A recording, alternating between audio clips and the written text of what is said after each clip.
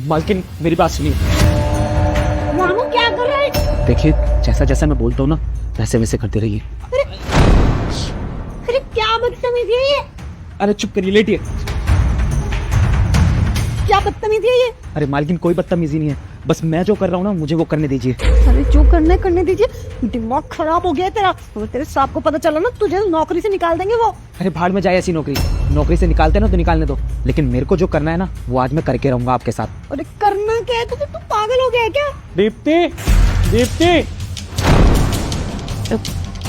दीप्ति।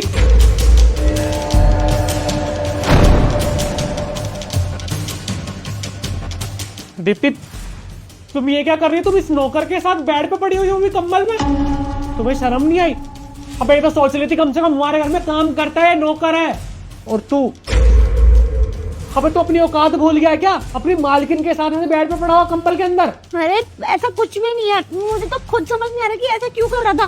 मैं तो खुद तुम्हें बताना चाह रही थी, पर इससे पहले तुम आ गए यहाँ पे। अच्छा मैं आ गया तो मुझे सब कुछ दिख गया, वरना ऐसे बताने के लिए तो कब से टाइम ढूंढ रही होगी तुम। कितने सालों से चल रहा है सब, और ये जो तुम घुमा रही हो ना मुझे अपनी बातों में, घुमाने का ट्राई मत करो, सब दिख गया है मुझे। और तूने जो काम किया है ना, मन तो ऐसा कर रहा है कि तुझे जान से मार दूं। अच्छा साहब, आज अपनी वाइफ को आपने किसी और के साथ कंबल में देख लिया तो आपको बुरा लगा, और पिछले 2 साल से जो आप मेम साहब को धोखा दे रहे हैं उसका क्या? मैं क्या बकवास कर रहा है, और कौन सा धोखा दे रहा हूँ मैं? रामू क्या बोले जा रहे तू ये? मेम साहब मैं बताता हूँ आपको। देखिए जब से मैं इस घर में काम करने आया हूँ ना, मैं आपकी बहुत रिस्पेक्ट करता हूँ, आपको अपनी बड़ी बहन की तरह मानता हूँ, लेकिन जब आप साहब के लिए परेशान होती है ना, उनका तो पता नहीं, वो देर रात तक बाहर रहते हैं, लड़कियों के साथ घूमते हैं, पार्टीज करते हैं, पर आप उनका इंतजार करती हैं, कुछ खाती पीती भी नहीं और ऐसे ही सो जाती हैं। बस इसीलिए मैं आपके लिए दुखी होता हूँ, और जब आपको ऐसे दुखी देखता हूँ ना तो मुझे ऐसा लगता है कि मेरी सगी बहन दुखी हो रही हूँ। बस इसीलिए साहब की सारी सच्चाई सामने लाने के लिए ना मैंने आपके साथ ये खेल खेला। तेरा दिमाग खराब हो चुका है। और क्या बोल रहे तू साहब के बारे में? तुझे पता है ना मैं कितना प्यार करती हूँ तुझे, और वो कितना प्यार करते हैं मुझसे। मैं जानता था कि आप मेरी बातों पर यकीन नहीं करेंगी, क्योंकि आपको मुझसे ज्यादा साहब पर भरोसा है, इसलिए मेरे पास रिकॉर्डिंग भी है। अरे मेरी जान तुम क्यों टेंशन ले रही हो यार? अरे मैं अपनी बीवी का पागल बना तो रहा हूँ इतने टाइम से, और हाँ मैंने प्लान कर लिया है, मैं 1 हफ्ते के अंदर ना उसे कैसे ना कैसे करके डाइवोर्स दे दूंगा, और उसके बाद हम दोनों शादी कर लेंगे और एक साथ मस्त जिंदगी जिएंगे। हाँ तुम बिल्कुल भी चिंता मत करो यार, सारी प्लानिंग है मेरे पास। बस तुम 1-1.5 हफ्ता और रुक जाओ यार, बस इतना परेशान मत करो मुझे कि मैं कुछ जल्दबाजी में कुछ गलत कर दूं, ठीक है ना? कुछ अपने तरीके से करने दो। Okay baby, love you. शर्म नहीं आई तुम्हें ये सब करते हुए? हाँ, एक बार मेरे बारे में नहीं सोचा? अरे मैं पागलों की तरह तुम्हारा यहाँ रात दिन वेट करती रहती थी कि अब तुम आओगे, अब तुम्हारे साथ टाइम स्पेंड करूंगी, साथ में खाना खाएंगे। मैं तो पता नहीं क्या क्या सोचती थी कि मेरा पति तो काम में बिजी रहता है, चलो कोई नहीं।